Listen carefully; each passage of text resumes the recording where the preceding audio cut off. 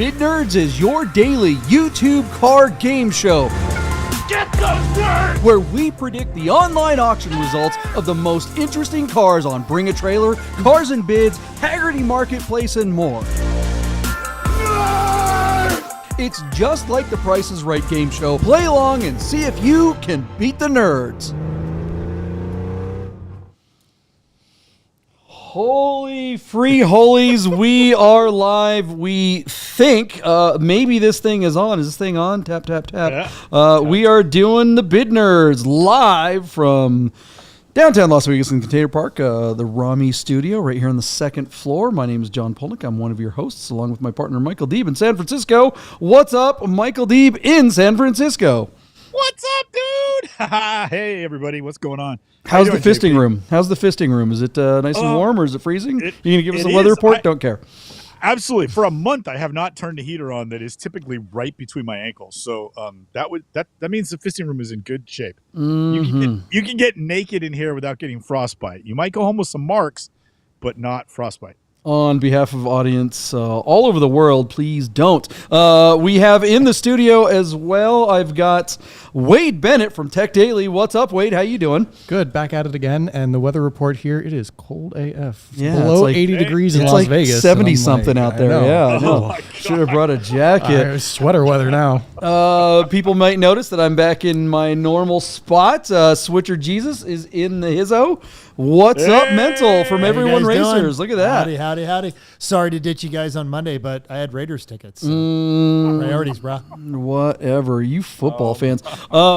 In that spirit, we are holding a what is it? The To Hell with the NFL drive this Sunday. We're gonna go to Topak Resort, and it's gonna be awesome. We're gonna take the old Route 66, and we're gonna have a great time. So if you are in the Vegas area and you want to join us, just hop on over to, let's see, where did I post that? I think I posted that on the Cars und Cafe. Could they slide into your DMs? They Could can they slide DMs. into the They can do Bid something Nerd like that, DMs? yeah, just like Lizzo.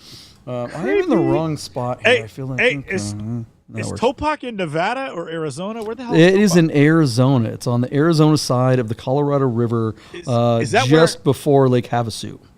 Is that where we go to see the donkeys on the side of the road? Or There the middle are of the road? many an ass. There are more ass on that ass road parade. than there the strip? are in this room, which is saying something.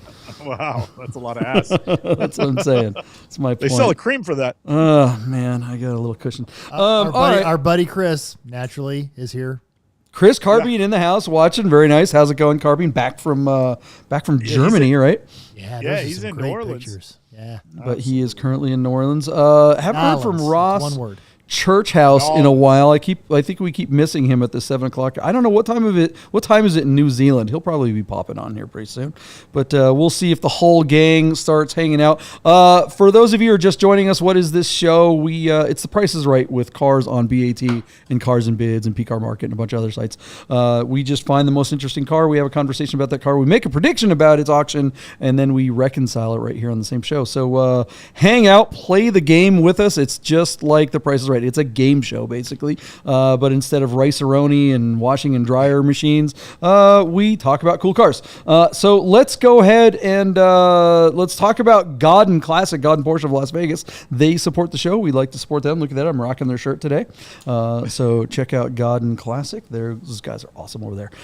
Michael Deeb, we made some predictions about a couple of cars. We went live on Instagram before you came, because we were waiting around for you.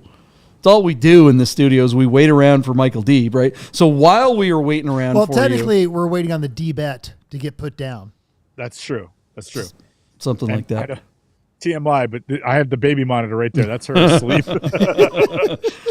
that's what my wife. That's what my life has devolved to. I am on the baby monitor for sure. That So is there the we go. executive producer monitor is what that is. Exactly, She makes all totally. the calls on the show. Yeah. Um, You patootie, my patootie. You Yeah. patootie, my patootie. so if at some point Deeb has to go, you'll all know why. Yeah. Okay, well, let's hear. So because you suck at this, I think that was the point, was that last week we had made predictions about multiple cars, one of them not even being a car, it was a tractor, and it didn't even close yet. I know. I'm struggling with the new format. We have two cars. Well, listen, I'm going to show it to you. Go back to the sheet. Yeah, go down to the bottom left and look at the 1982 Volkswagen Scirocco you just popped on there. Hell Bottom yeah. left. Hell yeah. Yeah, well, it closes tomorrow, so we can't cover it on Sunday. What do you mean? So, well, those two cars that are going to close on Wednesday the 18th that are above it, if you go all the way to the left so everybody can see. I didn't put it down below for Sunday. I put it down there for today because we're going to bump that stupid Mercedes. See, all the people are watching this going, this is BTS. That's what this is. This is all BTS. Not a longer way of saying BS. It's behind the scenes, kids. Yeah, behind the scenes. We're giving you an inside look. All right, let's get to the predictions of the cars that have closed, not the tractor. We'll just have to talk about that on Sunday. So we have two cars. Two of them. Yeah. All right, let's start with Shoddy's car because that's a big thing. Yeah, let's do that. That's a big deal. All right, so Mental, we missed you on Sunday or Monday night. Did we really? I'm glad you had. Yeah, we did. Absolutely. 100 Mental. Me and Wade were talking about it. So anyways, while you were gone, we covered this really cool car, a 1982 Porsche 911 SC that has been built to be like an IROC, essentially. The car is on BAT. It belongs to a new friend of mine, but an old friend of JP's named Shoddy, who lives here in San Francisco. And ironically, as JP introduced me to Shoddy and I have like 250 mutual friends. It's amazing that we didn't know each other before John introduced us, but now we're like best buds, and I feel like I've known him forever. In any case, as we've been doing the show, Shoddy's car ran without me noticing it about a month ago, and he failed to inform the bid nerds that the car was running. So we didn't cover it. We didn't give it any love. And so a month ago, this car ran and failed to sell at about $90,000 on BAT through the consignor 911R and through their Scottsdale, Arizona offices, which is where these photographs were taken. So when the car failed to sell, I commiserated a little bit with Shoddy. We were all kind of scratching our head. We couldn't understand why it didn't even break $100,000. Like, it's okay if it misses the reserve, but like a car this nice with a 3.8 and the wide body, the suspension, the interior, the paintwork, the wheels, even the sort of GT3 exhaust, all of this stuff Shoddy did to the car. And this car didn't even break 100, and it would cost you over $200,000, maybe $250,000 to rebuild it today. So interestingly, 911R hung onto the car in Scottsdale, talked to BAT, and they ran it a second time. So just to get you caught up, Mental, we covered the car and looked at it, and I started the bidding at $145,000. JP was optimistic, truly, but a bit more pragmatic and just simply took the under. But we were all hoping for Shoddy, and because it's a nice car, that it would do well. Wade came in because he doesn't know Shoddy, doesn't give a shit, and is a cold-hearted lizard. Spent $97,911, which I thought was brutal because when we were looking at it. Tech Daily, you gonna take that kind of ish from? I was thinking about this car after the show. I was like, you know what? I really was too harsh, but I'm hoping for some good news. Let's see. But the car was at 94,000 when we covered it. So basically, Wade was saying it was only going to get like a bid or two more. And I think Wade was also taking into consideration the political and economic climate, the season being over, and the fact that it just ran again. There's decent reasons why Wade was super bearish on this one. But anyway, Mental, care to give it a shot. 82 back IROC build with a built 3.8, a 964. He's been looking at the sheet the whole time. Yeah, actually, but tell me what you think. You as dumb as I am, I just didn't look at the price. Mm-hmm. So tell me what you think. Tell me what you think it's worth. It is knowing that it ran again. Car, yeah. It ran a month ago and only made 90, and with the same photos and the same copy, written copy, and the same consignor, it is running identically again a month later. What do you think? And it was 94,000. It was 90 when it failed to sell last month. It was 94 when we covered it just a couple days ago, and it closed the following day. So what do you think happened, Mental? Give us a guess, and then let us know if anybody on the line is throwing numbers out. Several of the people did throw numbers at that time, but just curious to see if anybody would remind us what their bids were. We've got Chris and Zach online. They are not throwing numbers out on this one. They probably knowing those two, they probably watched it. Chris and what do you guys think? Yeah. And Mental, what do you think? At this car. This is a gorgeous car, and it reminds me of the silver one that we profiled earlier. This is it's a driver's car, but it's a lot cleaner. And it is very reminiscent of JP's car, which I am a huge fan of. So I'm going to say this one, let's be optimists and say it went for 130. Okay, 130,000. And then anybody chiming in, or we just go right to the result, JP? What do you want to do? Yeah, I'd say let's get a split screen. Let's talk about the results. Okay, so interestingly, this car sold for $160,000 on 44 bid. That is a score, man. Holy cow. Meaning it got about $65,000 in bids on the final day of bidding. Unfortunately, I did not watch it. Who was it that sent it to me? Somebody sent it to me right when it closed. And then I immediately ran over and congratulated, what's his name?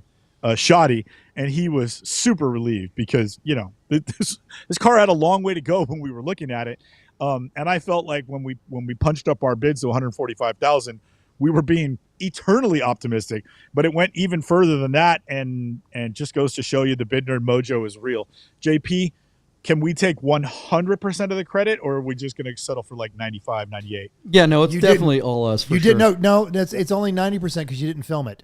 Yeah, that's true. All right. Well, I mean, we kind of filmed it. We put it on the show. Good point there, Mental. No, look. I am so happy to see this result. We talked about this on Monday. We were all very scared of what was going on. There's a lot going on in the world. We are not going to try to solve the political and the problems in the Middle East are not going to be discussed on this show. But those are the types of things that are seeping into all kinds of other markets, but not nearly as much as you would think. Maybe. So we were all kind of worried at the time that the next day, that this week we're gonna at any given day we're gonna see something crazy on the news all day, and that's all anyone's gonna talk about, and no one's gonna want to go and buy a cool car like this. But the beat goes on, man. This is a great number regardless. Even if there wasn't crazy stuff going on in the world, getting $160 for this car, I am still wanting to know why it didn't sell in the first place, why it failed to get above 90 the first time it ran. Do we have any insight to that, Michael Deep? No, Shoddy and I talked about it, and there was nothing untoward. It just didn't get any bids or any love with a Tuesday close a month ago. So Shoddy didn't have any theories to that? No, none. He was like, I also think he was a little, what do you call it? Like in shock. Shell shock, yeah. Because here, to preface this, Shoddy gave the car to a potluck consignor.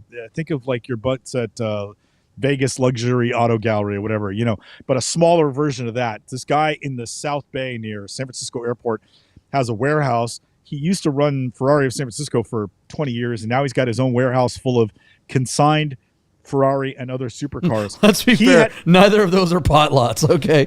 Yeah. Okay. Well, anyways, but you get the point, right? Yeah. It's a high touch pot lot.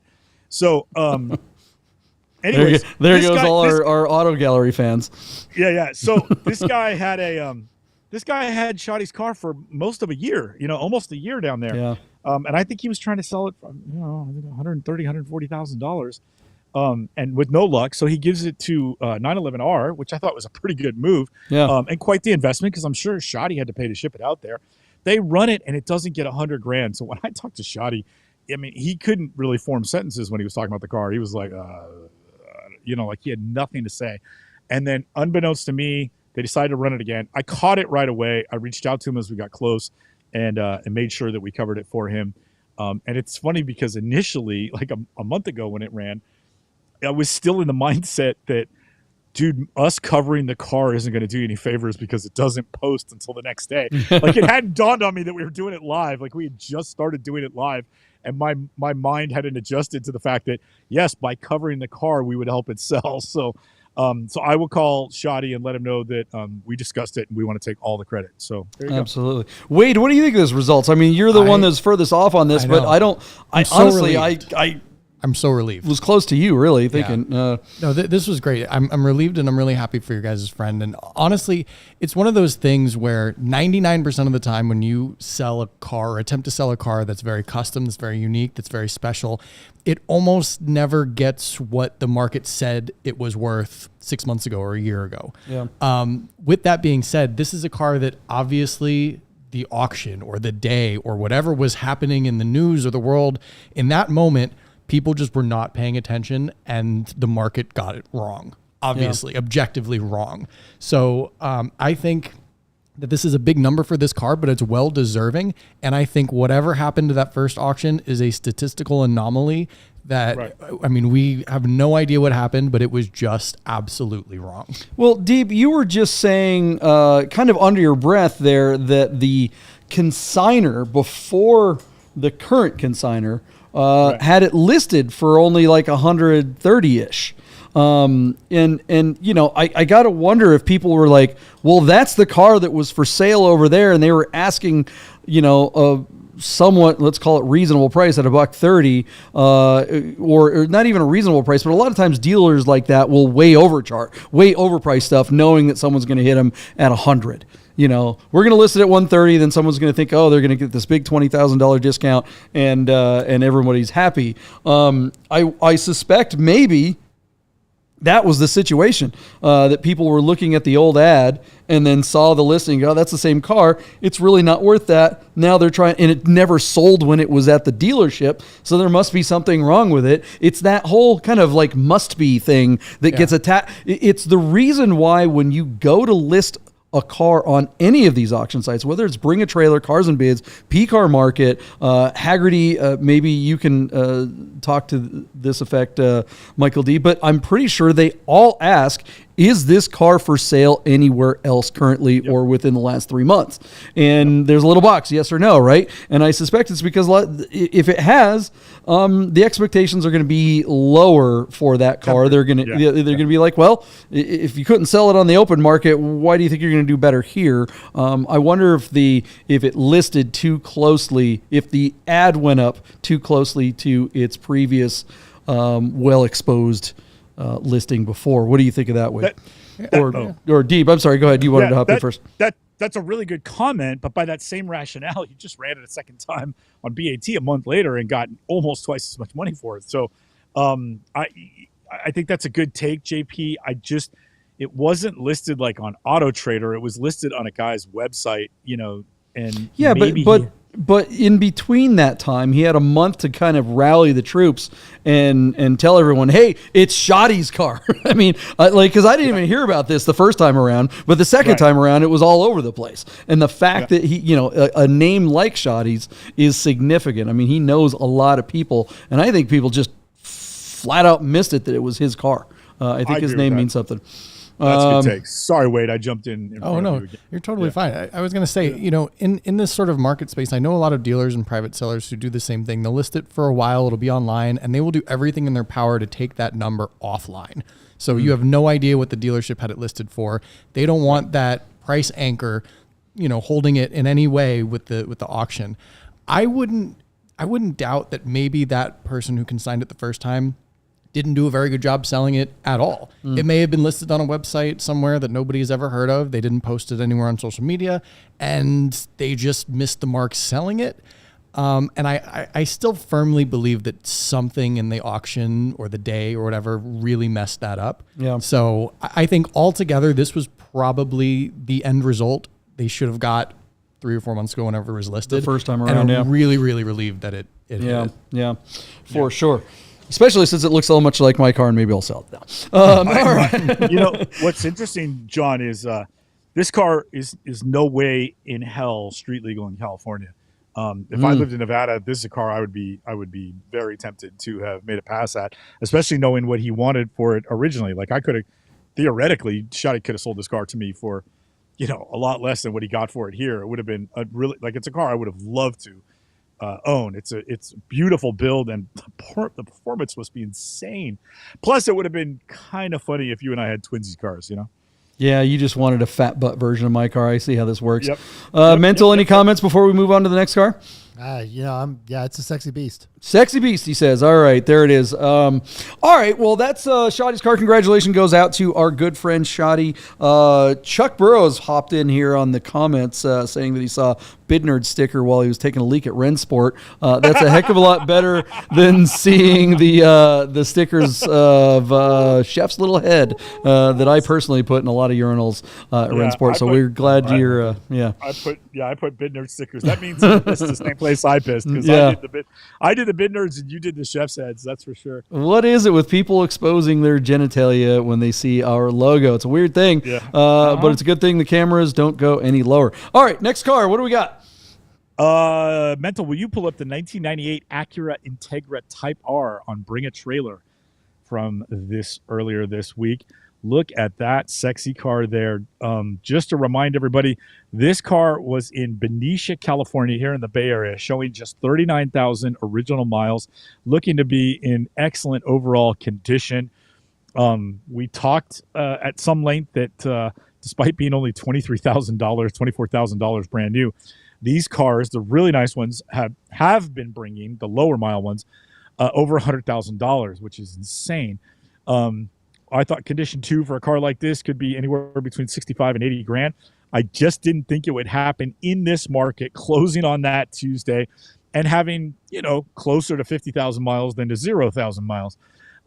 So with that in mind, I was still the high bid, even with a tempered bid at $59,000. JP came in at 54,000, and Wade slightly more pragmatic than that, showing just $47,500.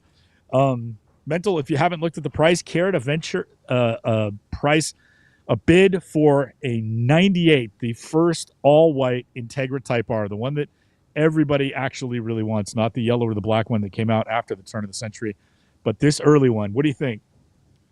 So I've got a handful of stories. One is a friend of mine in the early 90s bought one of these off the delivery truck in Omaha, Nebraska. The dealership had no idea what it was. He followed the delivery truck to the dealer, said, "Here's my check. I will be in tomorrow." And they sold it to him for sticker. Nice.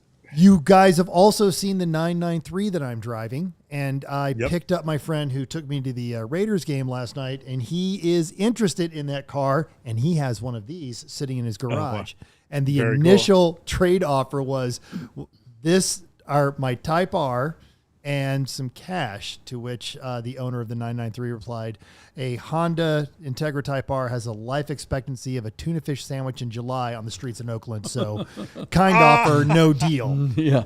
Why? Oh, yeah, exactly. Yeah. Because, that was always the joke about any Integras. Thank God they made Integras. That's how we hop up our Honda CRXs. So now we do have some championship white, if it was called that. That was actually Anthony's asking that question, called that after 2000, because I do remember the initial ones, you could only get them in white, not all white. Right. That's the 98s only came in white, and then it came back to market in like 01 in yellow and black. But yes, they were in the 90s, they were championship white. It might have even been championship white in the 80s. I just don't know enough going far enough back. But yes, championship white is the correct name of that color white. How many miles are on your friend's car that was interested in the 993? It's a sub 50,000 mile car. Yeah. Absolutely. Okay. Well, I'd be very interested in that car, so we should talk for sure. It's in San Diego, and I've known the last two owners. It's a great car. Perfect. So yes. So gosh, knowing what these are going for, and like this was the dream car of people who now have money. I'm going to say this is probably a $105,000 car. Oh, whoa. Shooting for the moon. Ba-boom. Ain't nothing got to slow me down. We got some bids. What are people saying here? Looks like Ross Churchhouse is in the room. He says he's watching from New Zealand. He thinks it's a $59,000 car. Hey, that's what I said. That was your number there, Ross Deeb. Is smart. Yeah. Oh, yeah. It looks like Ross bid on the last card there, too. It was the wrong card. But yeah. Where Ross lives, this is a Honda Integra Type R, and the steering wheel's on the right side. Yeah. Yes. And they have spiders the size of the hood. All right. Yes, so what's the result of this car? What happened? Well, I got to do my math. I still think, so I still beat mental. Our car sold for $70,499 on 21 bids. Wow. So I missed it by basically like 10 grand. Mental missed it by 30. Yeah, 70,000. This car took the over for sure. That's an incredible result. I still think, and Wade, I'm curious to know if you would agree with me on this. 8 months ago, this guy might have got 10 grand or 15 grand more. Would you agree with that, Wade? What do you think? Because the market has really softened up, right? Yeah, it really has. I thought it would be a little bit softer. I think this is a pretty strong number given all the factors right now.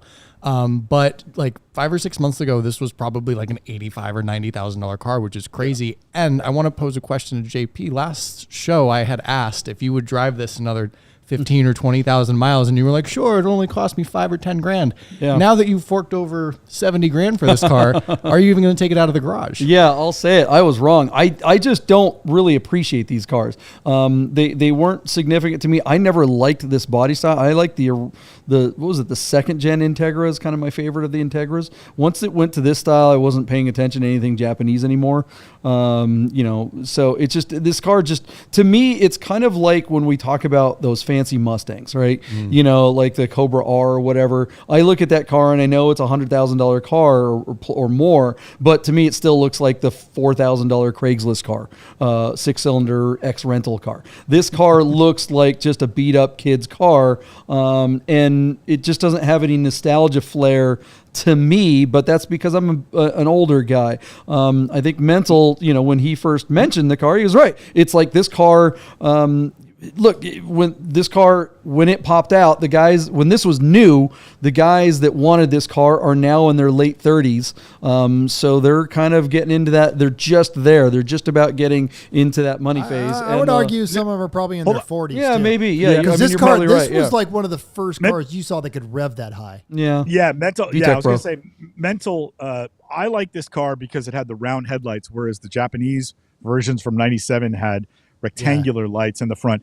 I love the round headlights on this. And then you take a closer look and find out that it is highly regarded, and Mental can speak to this as a racer, the best handling front wheel drive the world has ever known. And because it had a limited slip differential. And then I believe, and Mental back me up on this, this was the first car for sale in the United States in all 50 states that rev to like 8,250 RPM. I don't think we had a car. We didn't have a car that did what this did. This was real Japanese stuff that was federalized for American roads, and that was a rare thing. And so these cars sold like hotcakes, and were always worth more money than sticker. These cars were, you could never buy one of these at a discount, right? It was really one of the first Japanese cars you saw that happening, where they were just doing the market adjustments on them because they could. This, totally. and genuinely, even '98, the internet existed, but it wasn't anything other than, mild entertainment, and you were still saving your free AOL, disc on that, so you could get the time on this. This was just an amazing car. I remember guys that would autocross these would never take them out of first. They would do an entire autocross in first gear because they could. They didn't have to shift. It was amazing. Yeah, and I still maintain, as much as this car doesn't do anything for me, I mean, I certainly appreciate all the performance and what the car represents. It just wasn't something that, to me, meant anything from a contemporary point of view at the time. But I will say this is definitely a car that I would rather have over almost anything that Honda makes now. Or not even almost. Yeah. I mean, just period. There's nothing Honda makes that I want. Do they still make the NSX, the new version? They stopped the right? I think they stopped. They stopped making that. Yeah, this year. So I mean, so other than the NSX, maybe there's nothing that the Honda Motor Corporation makes that I would rather have than this. Now that they make currently, and with the exception of maybe an outboard motor for a boat. I mean, I think I'd rather have that than this car. Which they just introduced a V8 version. Exactly, which is probably worth more, right? I mean, how much is that engine? It's like 40,000. I want to say. Yeah, right. I mean, that's one hell of an outboard. But I would find more use for that. And I live in the desert. I don't even have a boat. I think I would. Yeah, no. This is a pretty badass car. It's one hell of an outboard. That's what she said. Yeah. We've got some comments about this car. What's Randy saying something on? What's this about 28? He said there was one before it that sold on Bring a Trailer for 28. So it does kind of show, I think, the investment potential.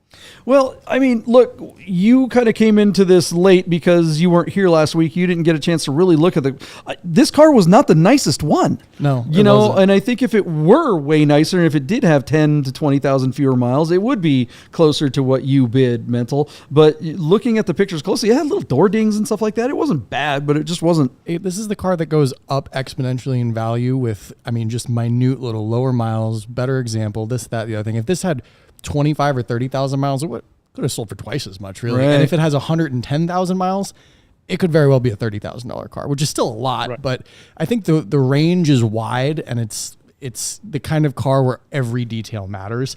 And to Randy Bloom's comment, I don't think the person who bought this car can drive it another 1,000 or 2,000 miles without really hitting, some depreciation unintentionally. Just depreciation curve. That's a good point. And that's what you're trying to ask me.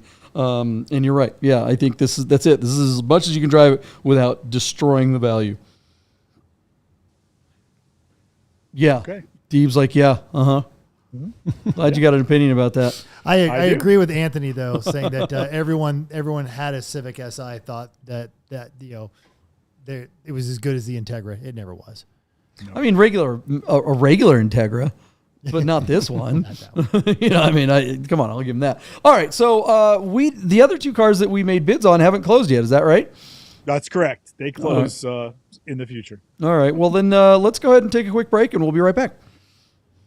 That's your cue to hit the commercial. Hey guys, I got to tell you about our friends Gaudin Porsche of Las Vegas and Gaudin Classic. If you're looking for a new Porsche or a classic, you got to call our friend Steve at Gaudin. This guy. Save yourself the hassle of screwing around with all the auctions like we always talk about, and just talk to Steve. He'll find you the classic Porsche you're looking for. Gaudin Porsche of Las Vegas. If you don't subscribe to Bid Nerds on YouTube right now, I'm going to shoot this 997. If you said, wait, that's a 996. You're a nerd. So subscribe to the new YouTube channel, Bid Nerds. Get those nerds! All right, we are back. Get those nerds. You're getting them right now. Boy, we love those guys at Gaudin Porsche of Las Vegas. They are the hookup. Those guys are great. If you need to fix your Porsche, if you need to find a Porsche, if you want a new one, if you want an old one, they got it all handled. They just won the restoration challenge at Rennsport Reunion.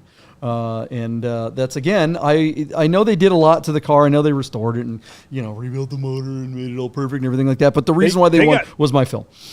They got 2 awards. They got the restoration challenge. They got the best car, and then they got the People's Choice Award. Yeah. That was pretty impressive. They went home with all the hardware. So congratulations to everybody involved with Gaudin, from the principal on down to the manager to the entire team at Classic. Well done, you guys. Congrats. There was some partying going on, and I didn't get a call. I was like, "What? How come I'm not on the jet?" Mikey didn't get a call. I made the movie. There. I get why I wasn't called, but Mikey didn't even get a call. That's brutal.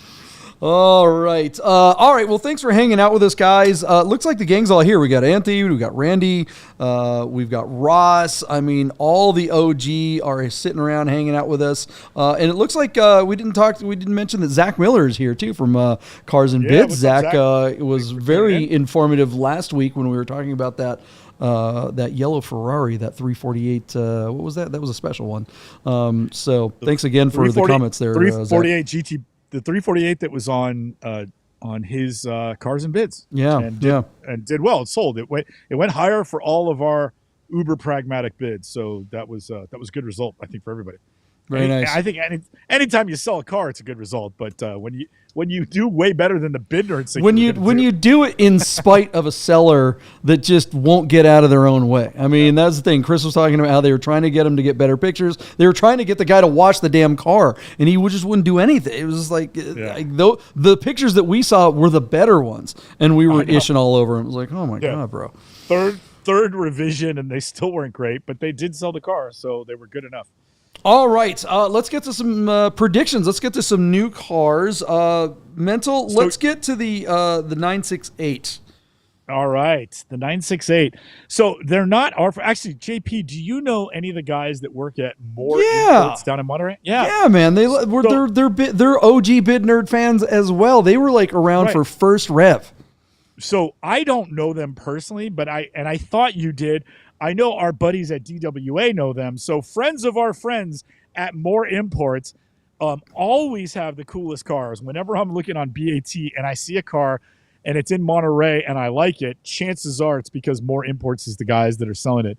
Just like this 1995 Porsche 968 Coupe with a 6-speed manual. This car has the Polnick package, meaning that it's all black and has a stick shift, showing just 75,000 miles. And the first sentence right out of the gate is the one that caught my eye. Allegedly, this is one of just 99 examples produced for North American market that came equipped from the factory with the MO30 sport suspension package. The car spent time in New York, Michigan, and California. But if that is to be true, and I have no reason to suspect that it's not, then this is the car that's going to handle as good as one of these can. So to find one, I think, with a manual, because a lot of them are automatics, under 100,000 miles, because a lot of them got driven to shit, and being rare with the MO sport suspension, JP, this is a car I would like to own. And I tend to pick cars I would like to own. I've never driven a 968 in anger, and if I could, I would choose this one right here. I love everything about it. I like the 17-inch cup wheels, the pop-up headlights. I love that it's in all black. It'd be really cool if it had the sports seats, but I'm not going to kick it out of bed for eating cookies because it doesn't. So I don't know. There you go, JP. I'll send it back to you without rambling on too much about this car. We've covered quite a few of them, but I actually think this is probably one of the best driving ones we've ever seen. And it looks, knowing that it's right down the coast, it's like tantalizingly close, and probably something I could afford if I could sell my turbo look in time. So John, take it away. I think that MO30 sports suspension makes a big difference. I know you would just take one that doesn't have it and throw it on coilovers. Give us a reason. What do you think? Well, I mean, like it's not like it's not like you get much of a choice when you're shopping for a car like this. There's not a lot of them around. The ones that are still around, a lot of them were beat to hell because they just didn't hold their value very well. I mean, obviously, it's the last version of the 944, the last variant of it, and it's certainly the best version of the car. It's the 993 of the 944 essentially. The 924 if you're going to go back far. Yeah, I mean that's a good way to put it. Yeah, it's the transaxle car. It's the best transaxle car, arguably better than the last 928 GTS. I mean, it's like the only thing that would be better than this one would be the CS, of course. But I think the CSs are just like, I think they're too expensive. The CSs have been realized. People know that that's a rare and special car, so they're going to be willing to pay for them. I'm not seeing people willing to pay for these, just like 944s and 951s. It has the value come up? Yeah, but pretty much with inflation. I wouldn't say that these have really appreciated that much in any real sense, using the economic term real. This is the best of the best. All black, I'm with you. 6-speed. Remember, the first ones with manuals had 5 speeds. So this is the later version of the 6-speed G50, basically the same thing that's in a 993. You don't want a Tiptronic one. Those are worthless. I'd be curious if some of the, typical maintenance stuff is done, things that we always talk about, and water pumps and timing belts and things like that. The differentials on these tend to be problematic. Clutches are not inexpensive to replace on these, but unlike, something like a 996 or other water pumpers, there's nothing really, other than that timing belt. As long as you take care of that, the engines are pretty darn reliable. These do have cylinder scoring issues because they had these were the first Porsche engines that had that ceramic liner inside the cylinder. I mean, it's a 3-liter 4-cylinder. It's about as big a 4-cylinder as you can build. So there it is. Is this as reliable as a early generation 944? Probably not. The early 944s are pretty bulletproof because they're just pretty damn simple. This car, a lot more complex than the earlier ones from a powertrain point of view, but I think if you maintain it, it's going to be great. These are tons of fun, 50-50 weight balance, blah, blah, blah. Love this thing. Wade, what do you think of these? Me and this car have a lot in common, actually. We're both born in the same year. We're all dressed in black. And I would say that this is the kind of car that I think has probably 10 or 15,000 more miles of fun before you start to feel you're depreciating a little bit too much. Yeah. So this is a great car, and I think it's for the driver. Well-spec'd, well-optioned, really good. This is a car I'd love to own, too. What do you think, Mental? I like these cars, but I'm not as they don't grab me emotionally. I know that on paper it is infinitely superior to the 944, but the 944, especially for the time it was introduced, it was in media, it was in movies. The good guys drove these, the bad guys drove these, every random drug dealer and every cop show drove these. So they don't inspire me. This one is spec'd outright, but I don't think you're going to get the same kind of response that you would to a similarly equipped 944. It's a very niche market full of genuinely nerd people, and this is nerd of nerds of nerds. It is a wonderful car. If I was looking for one, I wouldn't want this one because you can't drive it, and a car like this needs to be driven. What do you mean you can't drive it? That you're immediately going to see an impact on the value as soon as you start putting miles on it. Yeah, but if it doesn't cost much money, I don't think it matters, right? So that's. But I like your take though, Mental, and the idea that because this was the end of the line. It's funny if you juxtapose this car to like a 993, which was the end of the line for air-cooled cars. That car was all over. Everybody loved that car. Everyone was pissed when they got rid of that car. When this car was replaced by the Boxster, it was 968 what? Who? What was that? No one was complaining that they stopped making the 968 when the Boxster came out. Unlike when the 996 came out and people were bitching that they stopped making 993s. So that's an interesting point of view. Or honestly, when this car came out, people complained that 944 was gone. Right. I mean, I don't remember anyone caring. I mean, I remember at the time when these came out. Look, I will say one thing about these cars. Like I bought a 944. I want to say it was a turbo, like a 951, from a guy who bought one of these like when this car came out, I saw an ad for a 951 that had a shit ton of miles on it. I mean, it had like 190,000 miles on it. This was back in 1995, 1994. When did these come out? 93, right? 93, 94. So this one's what year is this one? 95. This one's a 95. So 95. But the 968 came out in 93. So when and there wasn't a ton of them on the road. They weren't super popular when they came out. So I went to look at this guy's 951, the 944 turbo, and in his garage, he had a brand new one of these. And I was like, holy cow. These look so much better in real life than they do in pictures. They have never photographed well. The camera does not like this car. But in real life, they really do look a lot better, especially when they're in nice shape. I remember sitting there going, oh my God, I want that thing so bad. But anyways, I bought the 951 and was quite happy with it, but that guy probably still has it. Anyways, so the big question is how much is this going to cost you, and is it the kind of thing that you can get into because it only has 70-something thousand miles on it? All right, does that mean you can buy this? You're going to pay a little bit of a premium, but I wouldn't be worried about this car until it has 150,000 miles on it, really. This car is going to go for a long time. Yes, you might eat some value, but what do you think that value will be? Michael Deeb, what's going to happen with this auction? So there's an interesting thing, JP, because you made a lot of comparisons to the 993. And one of the things I want to bring to your attention is so many of the cars that we see when we see 968 in the secondary market are black, white, and red. But Porsche made a very healthy number of like paint to sample cars. There are amethyst ones out there and Riviera blue ones and speed yellow cars, and those cars bring ridiculous premium. If this car was in this condition with a manual and the sports suspension and had one of those unusual colors, I would be telling you that this car is worth over $80,000, which would make you guys laugh until you saw the result of the auction. 968s are not in short supply, but manuals in good condition under 100,000 miles. And I do think that there is something to that sports suspension option. I'm high on this car, despite the market being soft. I'm going to take a chance and go $60,000. Wow. All right. I mean, yeah, I don't think it's going to get there. Randy Bloom, where's he at? He's going to be my spirit animal. I like his bids, man, because he's coming in at 44,968. I'll go 45,968. That's I was going to say 45, but I like doing the 968 thing in there. You know what's funny? You mentioned the color thing, and if the color was a paint to sample color, would it be worth more? Yes, but I would still rather have this one, and I'd be happy to get it at a discount.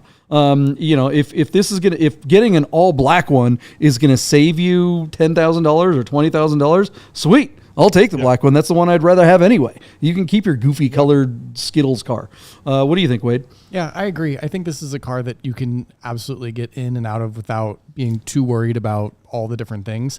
I am comfortable at $52,000, and I'm going to drive it, mental, 7,500 miles, and not lose a dime on it, mental. That's my guess. Before we go to mental, Wade, is this a car you would drive? I would drive this car. I would be totally comfortable in this because it's not going to kill me. It's still fun and interesting. It still has some value and some history and all that. So this would definitely be a car I'd be interested in. It'd be an awesome first Porsche. It'd be a big step up from just like a regular 944 or something like that. Hey, and being here John, in the desert, it's got air conditioning that's going to work and all that kind of stuff. Yeah. Sahan is in at 50 grand. JP, let me ask you, because you know these cars better than I do. Would Wade or Mental fit in a 968? Oh, yeah. Is there? Yeah, there's more room than a 944. So much room in these things. Yeah, no, it's the same exact room as a 944. I don't even have to scoot it all the way back. Yeah, dude, these are very roomy cars. They're way more roomy than any 911. That's for sure. Even the modern ones. Yeah. All right, Mental. What do you think? This is a car I would drive. This is not a car I would buy. I think that it is a limited market for this one. I'm going to actually say 43,000. All right. And someone's going to get a heck of a deal for a driver's car, but I think the market for some of that, for people that would appreciate that suspension and those options, I could literally go buy a sub $10,000 944, still dig parts out of the junkyard for it, and when it blows up, leave it on the side of the road and walk away and not feel bad about how many miles I put on it. This one you get the benefits of a 944, but you have to baby it like a 993. Yeah, I mean, look, that's the thing. You start getting above 40 something, you get into $50,000 range. Now you're looking at the nicest S2 version of the 964 there is. And honestly, I like the S2s better. I like the way the front end looks. I don't like the pop-up headlights on 968s as much as the old like 951 turbo style nose that the S2s have. So but I mean, if people pay the extra money, Anthony's saying 35 in Riviera Blue. Wow. In Riviera Blue, this thing would definitely bring some big money, wouldn't it? Oh yeah, for sure. But I think that Riviera Blue that he was talking about had a lot of miles on it. I do have to report that there is something on the Carfax, that there was some damage to the rear. As such, this car closes tomorrow, and it's just sitting at $20,000 on one bid. So I wonder if it's the Carfax that's holding it back, because the car looks like it's been cleaned up really well. The damage is supposedly minor, but it is on there, and it is disclosed, and it only has one bid, and it closes tomorrow. So unless a miracle happens, I think I am a sitting duck, and Wade might be too. So we'll see.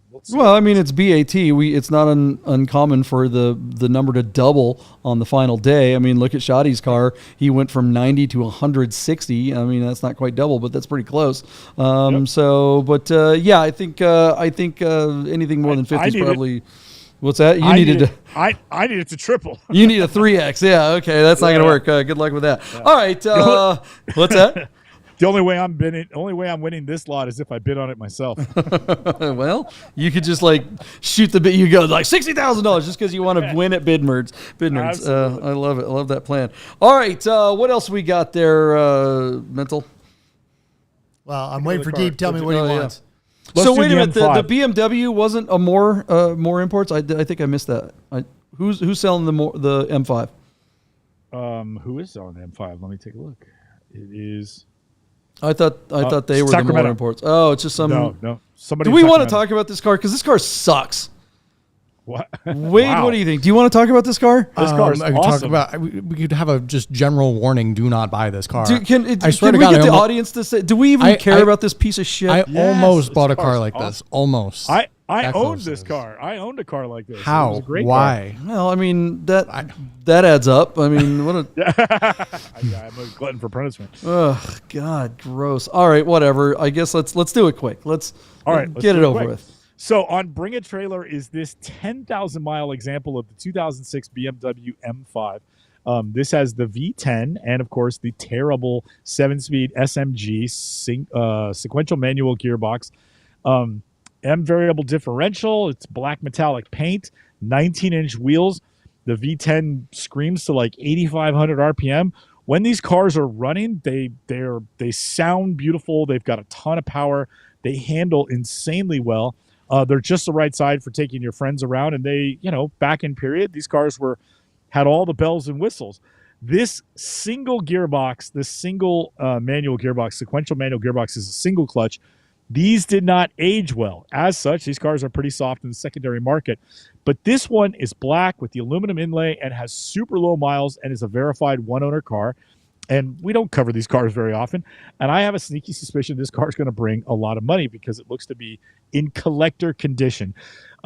So I owned one of these. I had a 545 BMW with an automatic that I bought from my friend Jeff Harley, who works at the Porsche dealership across the Golden Gate Bridge.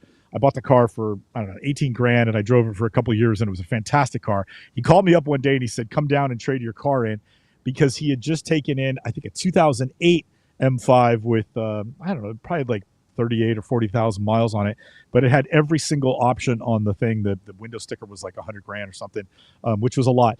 And I drove the car for a year or two. My only complaint about the car was it had run flat tires, and I would pick up screws or nails. I remember replacing tires all the time. That was my only complaint for the car. But otherwise, the car was a good car. I hated the gearbox, but it was still fun to drive. Once you got on the freeway and you were just driving the car, it was a fabulous driving automobile with an unfortunate transmission and a propensity to eat tires. But I would consider buying one again because they did make these in a manual. Everybody said the manual wasn't that good, but I never drove one. So I thought it'd be fun to ask, has anybody ever driven with the manual transmission? Because, maybe that would fix the problems of the SMG. So, JP, we already got your opinion. Let's just go straight to Wade. Interestingly enough, I almost bought a car like this. A gentleman in my building had it for sale. I'm glad I didn't, because I'm sure within 5,000 miles it would have imploded, and I would have been very sad. This is arguably the worst M5 just on reliability and everything that's, cursed it. And it's a shame. I would not touch a one-owner low-mile example of this because it will break. It's going to explode. I would rather have like a 3-owner, 110,000-mile engine-out replacement, transmission replaced car that somebody has modded out, because I at least know that every part and piece has been replaced already. Two or three times. Yeah. I'm not going to collect this either, because I'm never going to be able to drive it or enjoy it. And I'm not going to be able to tell anyone like, this is a really rare BMW. It's rare because it has all the original parts, because it hasn't exploded yet. Congratulations. Nobody wanted one, yeah. So, plastic thank you, all thank you, over the thank inside you. of the engine of this thing. They are such garbage. Yeah. Hey, look, hold on. Deep, in your defense, they drive spectacularly when they work. For 3 and miles. when you're, exactly. It's like my very first car was a Fiat 850 Sport Spider that I pushed as many miles as I drove it. This is going to be the same deal. Especially, Wade, you are spot on. This car has so much deferred maintenance. So many things go wrong with these in 20, 30, 40,000 miles that may have been covered by the warranty. Now it's all going to be on you if you're the sucker that gets this car. And also, in answer to your question, Deep, about driving one, I have never driven a manual version of the M5, but I've driven plenty of the SMGs. Our friend Shane Smith had one of these when he still lived here. But I drove a, what do you call it? The M6. I drove an M6 of the same era with a manual in the V10, and that thing was glorious, but also, not terribly reliable either. Wouldn't own either one of those, but if I were going to get one, it would have to have 3 pedals. It's just not worth it otherwise. Mental, you want to hop in there? Mental, any love for this? Did anybody ever bring one racing sometime? Have you ever? Oh dear God, no. When I had a friend who actually retired and started selling BMWs when these were coming out, and at full song, they do sound amazing. They're reminiscent of the F1 cars of the era, but it's not. Wade hit it. It's not the things that are going to break on it. It's the things that are going to break on it are going to be catastrophic. Every repair on this car is full surrender Cobra. It's on jack stands. The engine is out. Everything on there. And honestly, I hope this seller gets what they want out of it. For my money, I'm going to go buy an E39 M5 6-speed with 150,000 miles. I am going to treat it like a sorority girl with low self-esteem, and it's going to love every second of it. Yeah, I mean, look, so Lucas out there in the audience, he's saying the fact that it's already at 40 is crazy, and I'm totally with him. I mean, rod, like Anthony's talking about the rod bearing, valve guides, general and bears driving M5. You're so right, Anthony. Where's this thing going to go, Michael Deeb? What do you think? Let's see. Let's look it up as we talk about it. So, so much for making this one quick. How much do you think it's going to go for? I don't know what I think it's going to go for. Let's see. I'm going to say this car is going to go for $53,000.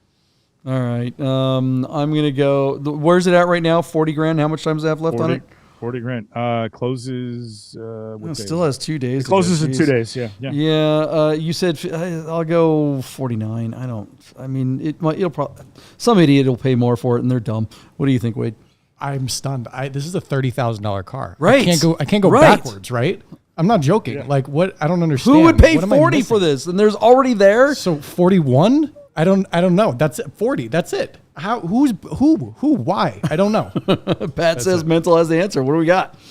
No, he's talking about my approach to save your money and go buy a V8 powered M5. Yeah. I'm kind of with Wade with that one. I wouldn't have paid what it's already going for. I think someone's going to try and dip their toe in the collector car market, and they're going to regret it, and it's not going to have any miles on it. So I'm going to say 42 just to do the Price is Right jerky thing. Yeah, I mean, that's the thing. Your guys are right. There's a collector that wants this because it has 10,000 miles on it, and they're going to put it in their garage and they're going to just sit on it. And how often do we say on this show, "Oh, it's such a shame. This car hasn't been driven. Someone should buy this and drive it. It's a shame that they're going to buy it and just put it in the garage and look at it." Well, this is the one where that you should just buy it and look at it. Don't drive this. Just even if you put it on a trailer, get it in there, and put an oil you're going to collector end up underneath looking at it. You're either going to look at it in your garage or on the side of the road waiting for AAA. Or in a shop. All right, so Deeb is getting ready to stroke a check. All right. Let's get to a real. Now we still have the art. Okay, all right. Next car. And I feel like the nerds are all with us. The nerds are all backing us in the low 40s on that one. So this car's definitely going for $80,000. That's because everyone is agreeing with us. There's no way we're right. I like Anthony's take. 46 grand plus 35 in repairs. That is correct. Geez Louise. All right, let's. What else we got? All right, JP.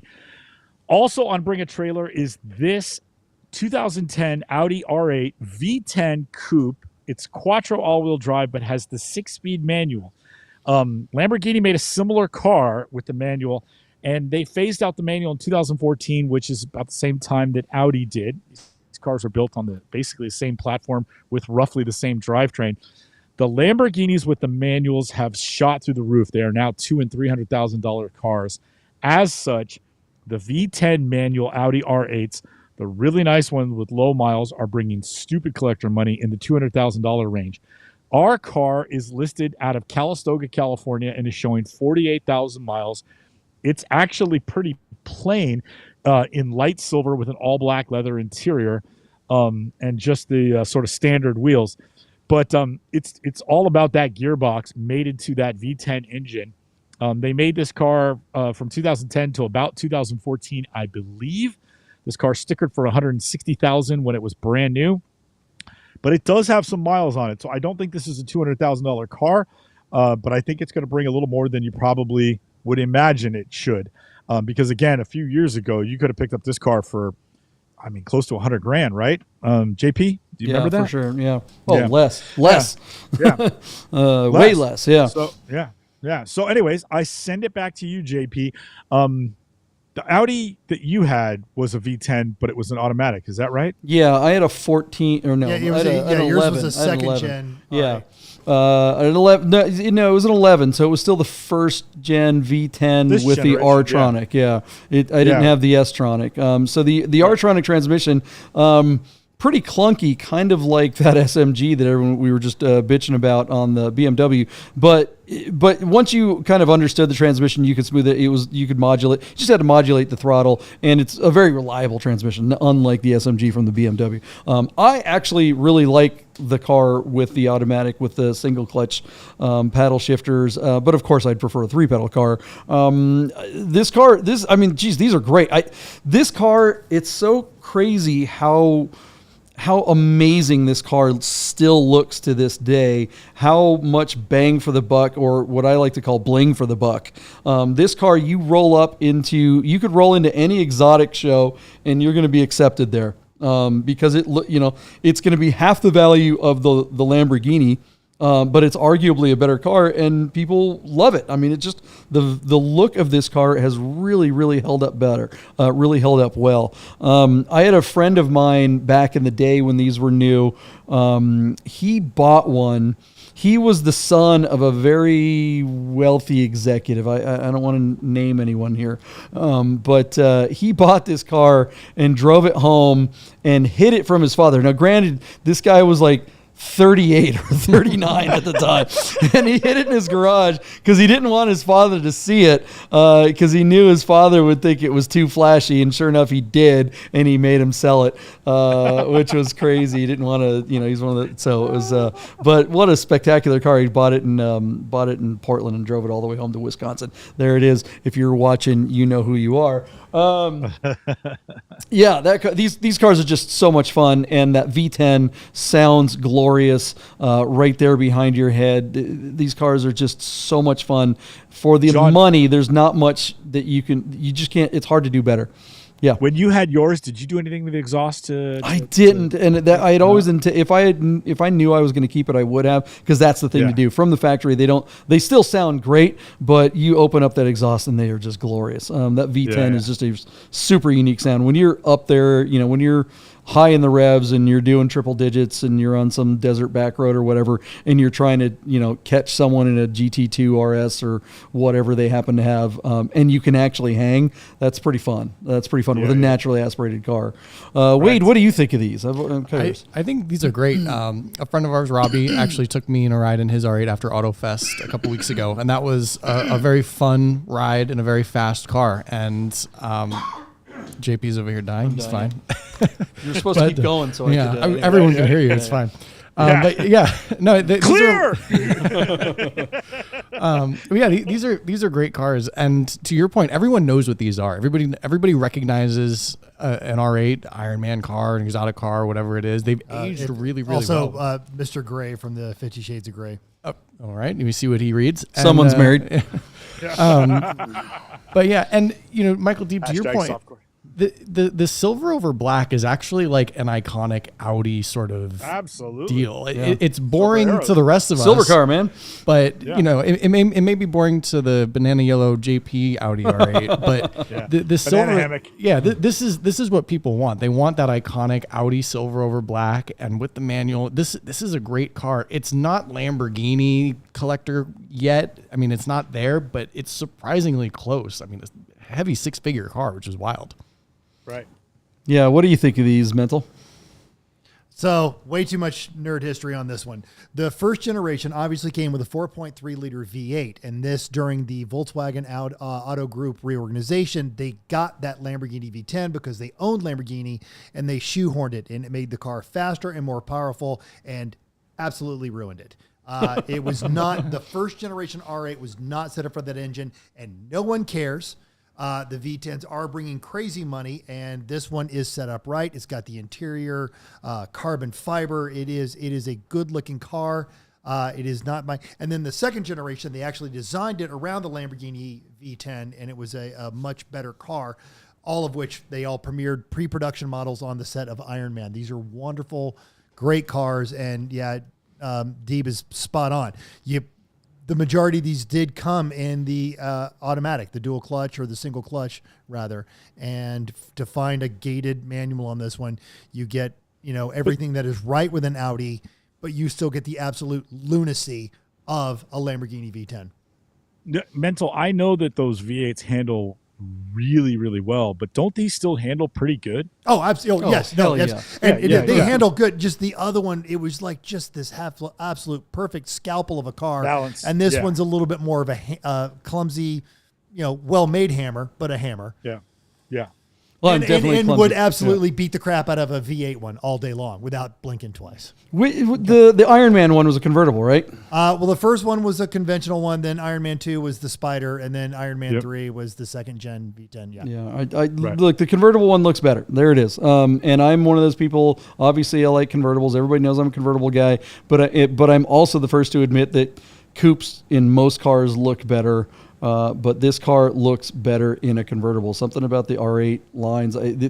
That's about the only thing that I think doesn't hold up well on this car is that it's a little bubbly. It's a little Audi TT-ish. And I think that the convertible version of it did a good job in kind of de-softening the car. Yeah. I'll give you another one, JP. The McLaren SLR, I think, looks way better as a roadster than it does as a fastback coupe.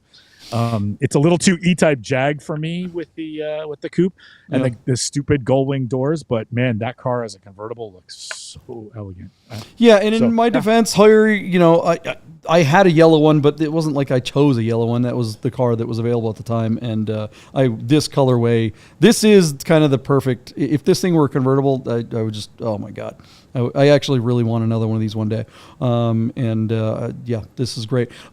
Speaking of convertibles and cabriophobes, before we get to our bids on this car, just want to let everybody know I'm kind of populating our Their Fascination channel with some segments from our TV show that was on Pluto TV, Porsche Road Trip. Mental, why don't you play my road trip ramble from one of the episodes here that I think it's kind of relevant.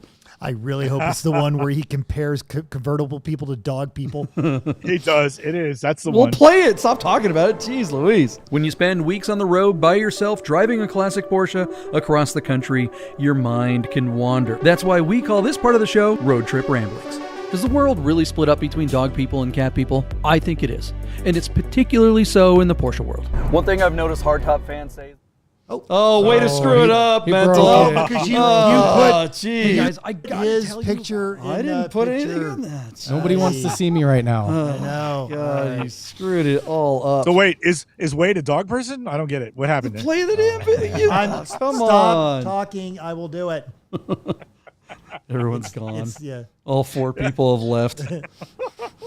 All right. Hey guys, I gotta tell you about It's not playing. Switcher, what do we call him? Switcher what? It won't play. Your scene won't play. My scene won't play. They'll have to tune into the channel to see it.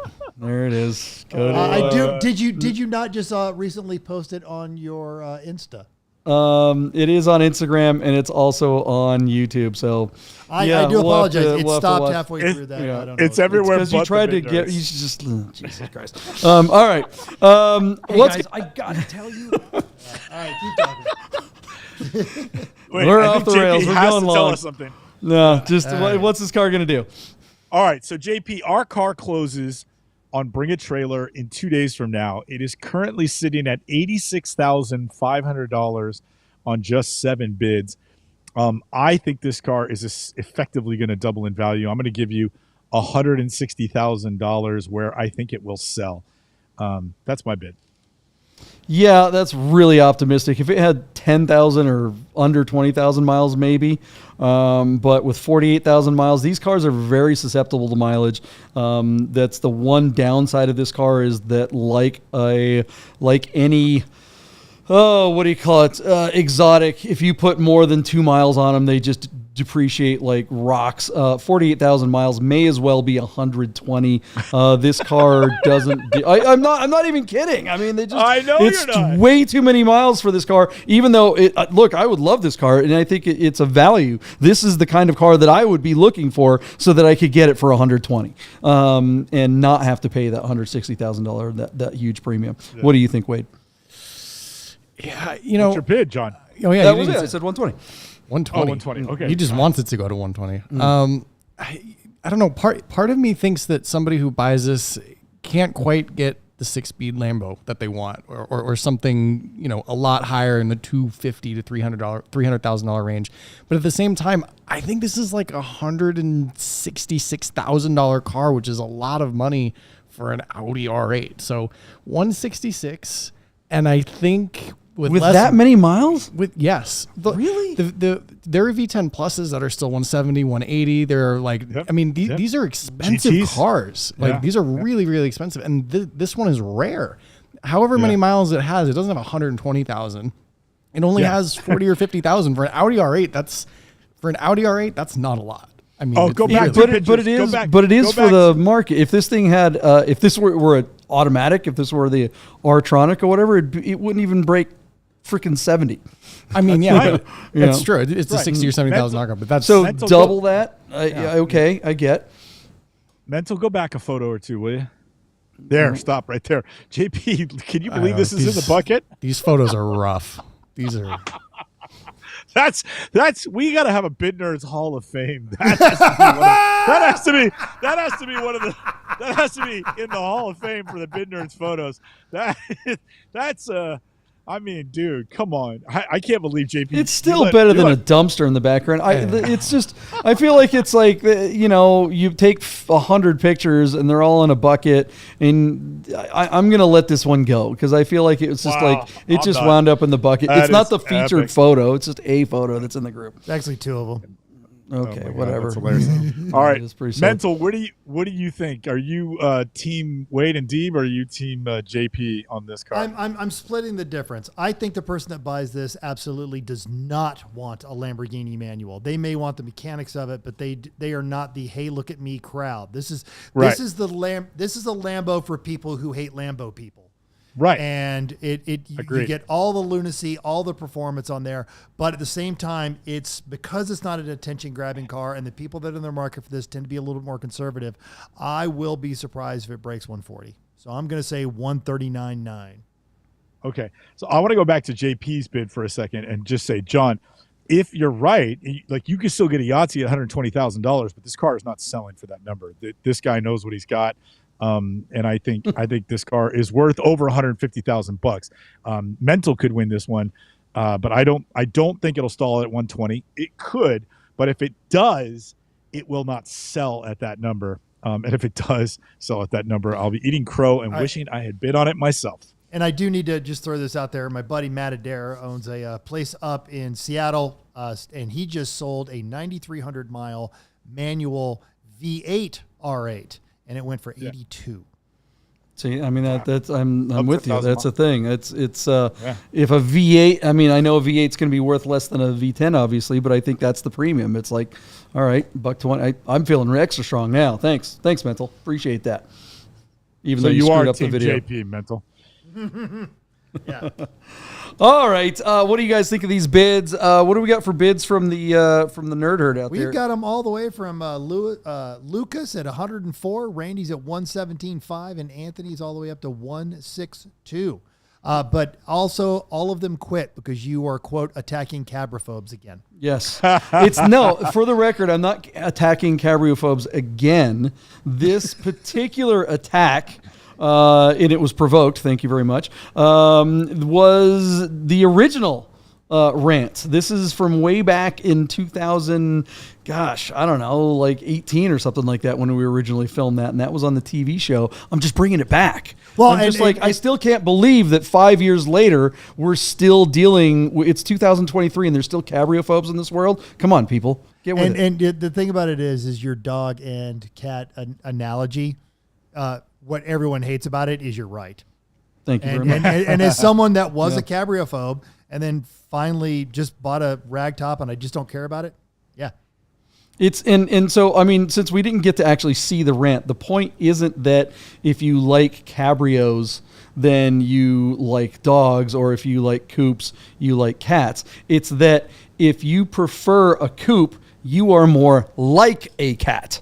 You might still have a dog and love your dog, and that's great, but you are more like a cat than you are a dog, because cats like to confine themselves in small spaces and peek out at the world from the safety of their little bubbles, whereas dogs, if you've ever seen a dog in a car, the first thing they do is put their fucking head out the window as they're driving down the road. They don't care. They're looking around. They want to be around. They want to be around their people. They want to experience everything. And that's what being in a convertible is. It's being part of the world instead of secluding yourself from it. And also dogs like to eat poop. So there it is. Moving on to the last car. Let's make this one quick because we're going long.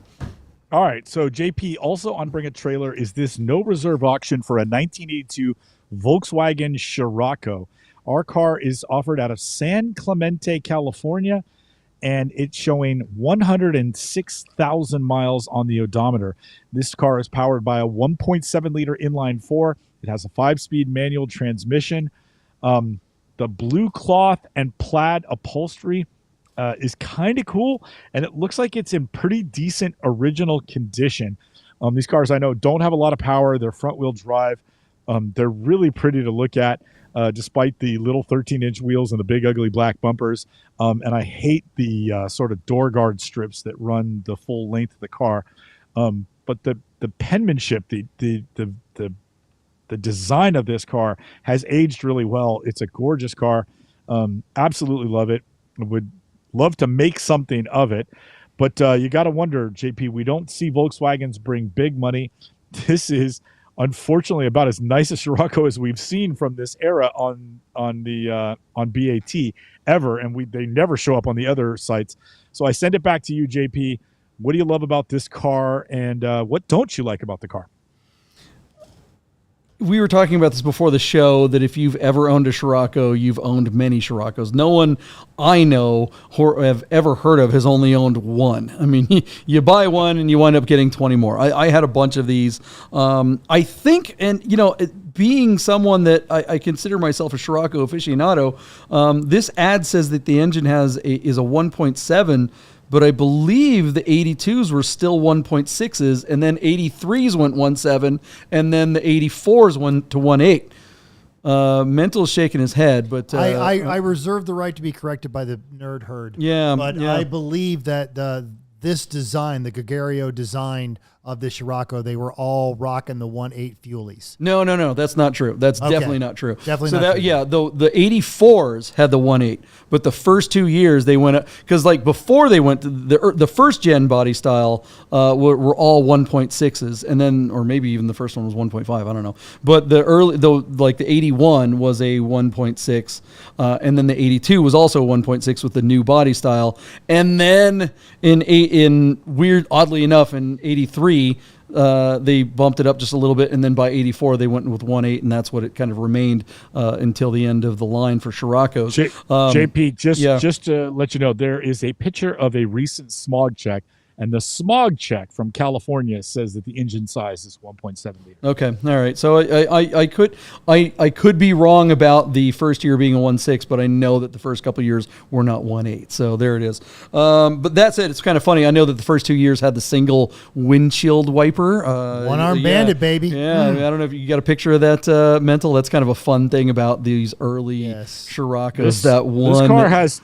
This car has 2 windshield wipers. They're just front and back. Very clever.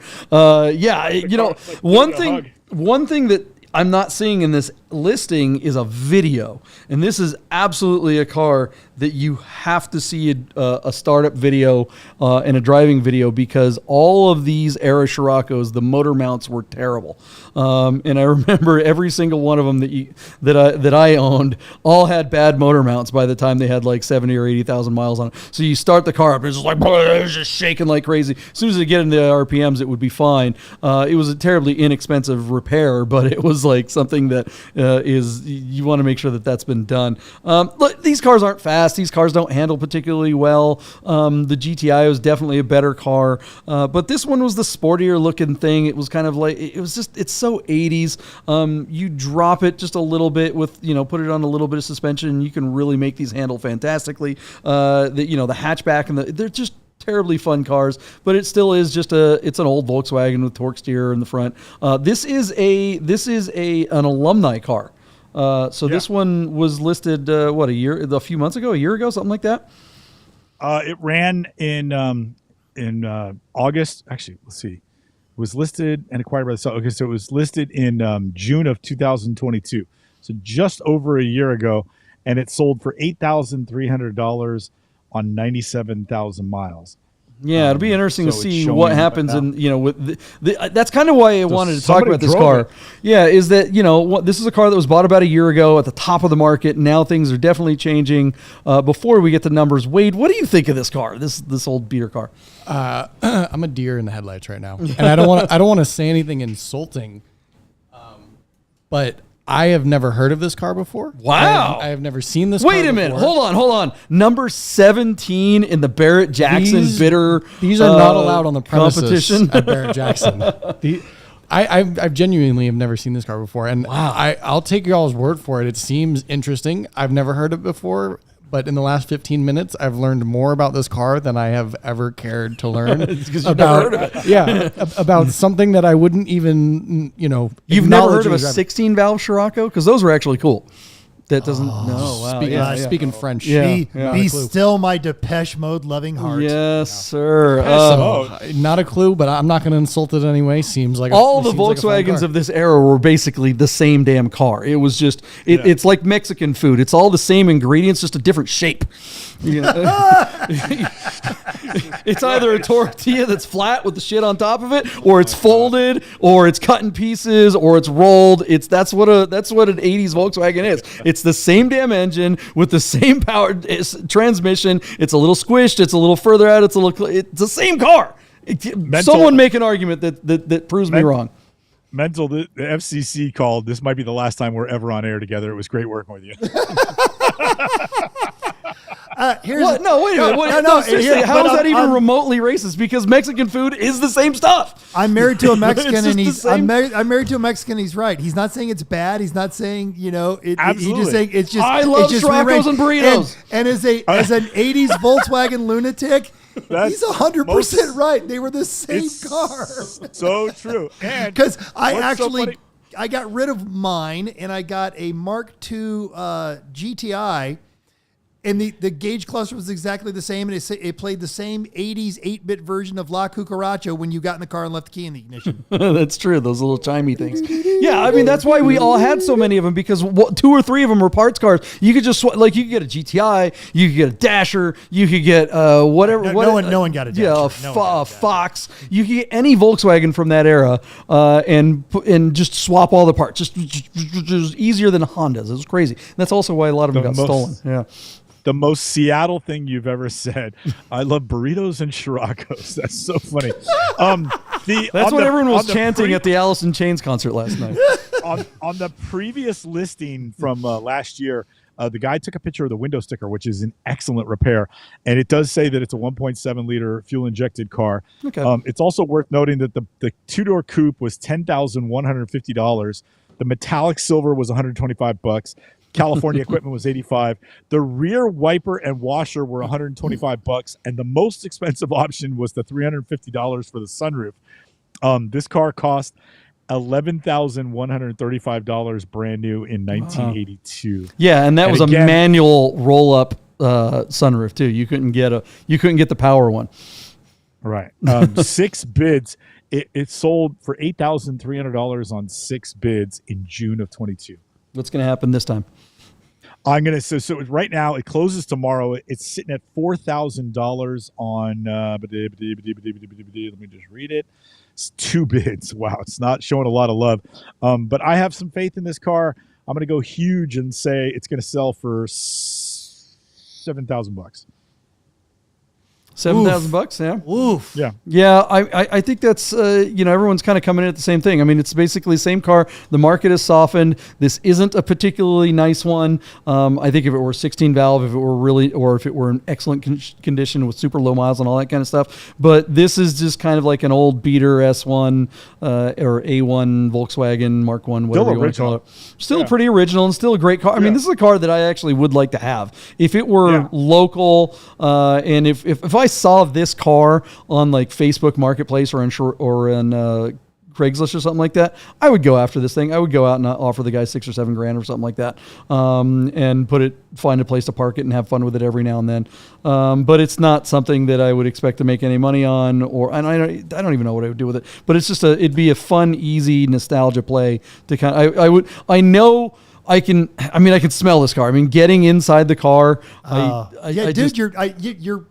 speaking the same language. You know, it's they all have a very specific smell. What was your bid? 7? 7. Shit. I'm gonna go over you. I'm gonna say 75. Okay. Louis Picard came in at $6,000. Thank you for that bid. It's also worth noting there were some pictures under the hood from when it sold in June of 22, and like the valve cover and the shroud to the radiator had a lot of surface rust, and the pictures under the hood for the new one shows that the guy has replaced some parts. So the guy put almost 10,000 miles on it and spent a little bit of money in maintenance. So I do think that helps. He went out. Yeah, I mean, the great thing about these cars, he spent $42 on maintenance. I mean, the injector plugs are like $1. The valve cover gasket on this thing is $12, and all you need is a screwdriver. Replacing the timing belt on this thing is, I mean, it's like this car is the easiest engine to maintain. All the spark plugs are right in your face. There's no like intake manifold over the front of it keeping you from getting anything. This car honestly would be the perfect first car. If you had a kid that was learning to drive, this really would be a magnificent car, because this is the kind of car that they can maintain themselves. It's not fast. It's not so fast that it's going to get them in any trouble. It's not safe or anything like that, but it's relative. I mean, it's just a decent car. It's a fun classic. It's front wheel drive. If you're in inclement weather, these things were like, I used to take mine up at the ski mountains all the time and go, snowboarding and stuff. They're just awesome little cars that are easy to own. Even in the era of classics, this has got to be the easiest way to get into the classic world. Wade, what do you think is going to happen with this? Hold on. Oh, okay, yeah. I've known John for like 7 years, and I've never seen him try so hard to sell a Porsche as he is trying to sell this Scirocco to our unsuspecting audience. It's so funny to still see better than a V10 M5. I'm sorry. Is he saying something that's wrong? Because No, literally, like, if this was on Facebook Marketplace, JP and I would have showed up in front of the guy's house at the same time, going, "What are you doing here?" The guy would be like, "I got a bald guy and a long hair hippie."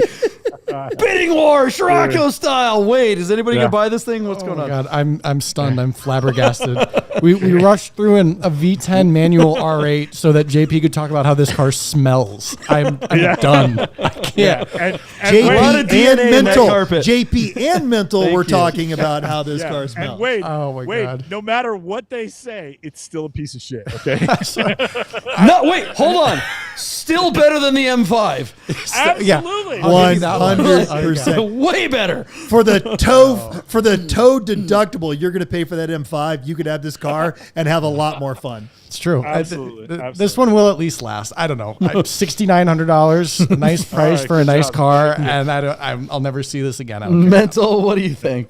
All right, so I am a little worried about this. That is a ripped CV boot, and $200. No, well, but that is a press-in bearing on that hub, and you actually have to pull that axle off to do it. You can do it in a garage with a bottle jack and a heavy object and some 2x4s. Don't ask me how I know. Mental. This car is going to the wrecker before anybody fixes that fucking thing. Get over it. Yeah, here's the thing, though, is in this audience right now, between the handful of bid nerds and me and JP, double-digit percentages of the demographic who want this car are represented right here, and none of us are paying more than $6,000. I'm going to say $5,500, and it's going to go to someone like me who's going to drive it for a year and then ultimately probably end up scrapping it, but they're going to laugh and grin the entire time they own it. Oh, man, I want to be that guy. Shout out to my old friend from grade school. I went with this. I went to kindergarten. Lee Hudson, if you're still out there, if you're still alive, I apologize. I had a bitchin' Scirocco. I had an 82 that was slammed. It was awesome.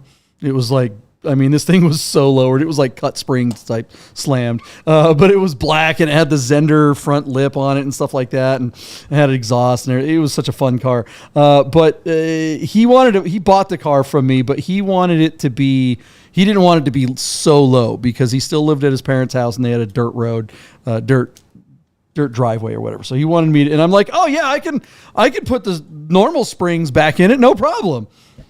You know, looking at my buddy like, how do we do that? Can we do that? Yeah, we got some tools. So we went out there and spent the night before. Lee was planning on coming to pick up the car, and we pulled the suspension off that thing and uncollapsed the basic, you know, the coilover essentially, and put the regular springs on there. Somehow didn't kill ourselves. Compressed them, got them back in, and of course the alignment was worse than your front alignment on your M491, Deep. I mean, these two tires were visibly like going two completely different directions, and the car was like 14 feet off the ground. It looked awesome before, and now it looked like some kind of weird 4x4 thing. And back in the 80s, that wasn't cool yet.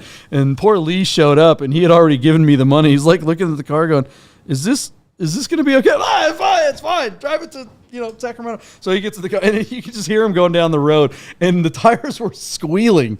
It was so out of alignment as he went home, and he was very mad at me. And that's a long, stupid story. Again, sorry, Lee Hudson, if you're still out there.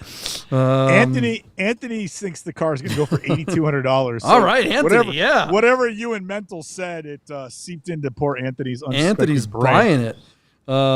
What's Randy think? Randy says $69.95. All right, he's right there with us. But all right, this is all right. We've talked way too much about this stupid Scirocco. Thanks for letting me go down memory lane there. Wade, I'm glad we could edify you on educate you on a car that you've never heard of. I feel informed, but like kind of violated because I didn't want to know all of that about that car. And now I'm just like trying to get it out. I'm like, I'm good. Not something you wanted to devote any brain power to. All right, we're gonna wrap this one up. Thanks for watching, everybody. We love hanging out with you guys live. It's a lot of fun having your guys' comments. Spread the word, grow the herd, share the nerd, all that kind of stuff. Hit the subscribe, like, and notification button if you haven't already. Why would I mean, I assume you've all done that, but do it again. This is a lot of fun. We're going to try to be back here on Sunday. Sneak onto your friend's computer and hit the subscribe like button on theirs. Do that. Go into the Apple Store and subscribe on all the iPhones. That's an excellent point. See, that's a Tech Daily tech tip. That's brilliant. Go over there and play the video nonstop. Check out Wade Bennett at Tech Daily on. I've done that now. And he's no longer allowed at the Apple Store at the forum shops because of it. Yeah, the Best Buy is like, that guy, get about it. He likes burritos. Mental. Everyone racers. How's that going? Absolutely. If you're interested in people that race cars like that Scirocco, tune into our show. New episode will be up tomorrow. New episodes every Thursday. YouTube, wherever you get your podcast. Thank you, JP.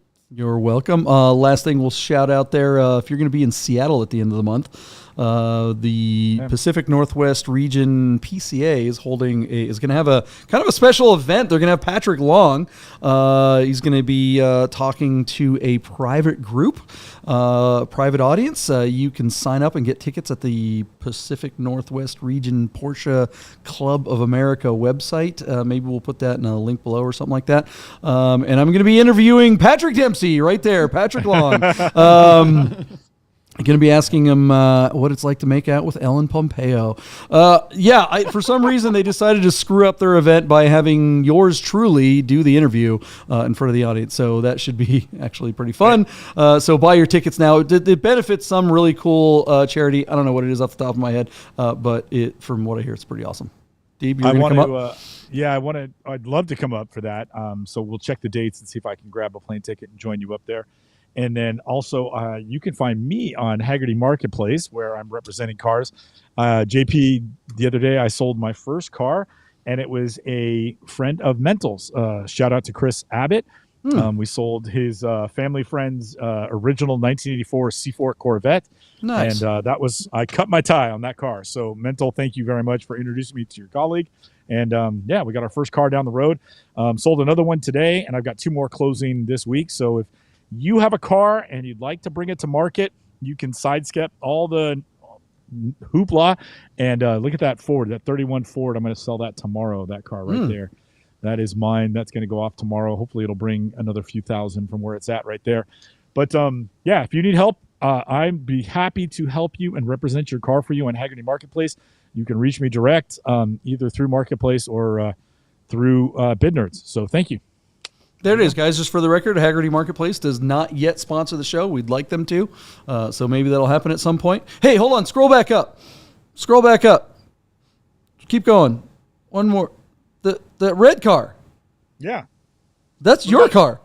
Yeah, that's my. Oh, this is your profile page. Okay. It's my, yeah, exactly. Oh, okay. I was like, wait, you're selling that? That's your dad's car. No, it's my garage page. Got it. You're Haggard. Okay, you're freaking me out there a little bit. Go back. Go back to that photo. There's dumpsters. Look at those garbage cans right behind the car. For you, JP. That's all you need. All you need is your own shadow in the shot, and you'll be good to go. Yeah. Excellent photography work there. Hall of Fame. Yeah. Call our friend Michael Deeb if you want help listing your car. Just don't ask him to take the pictures. We'll see you next week, or actually on Sunday night, 7:00-ish, and join us for the drive to hell with the NFL drive on Sunday if you want to come out. All right, that's it. Mental, get us out of here. Go home. Go home.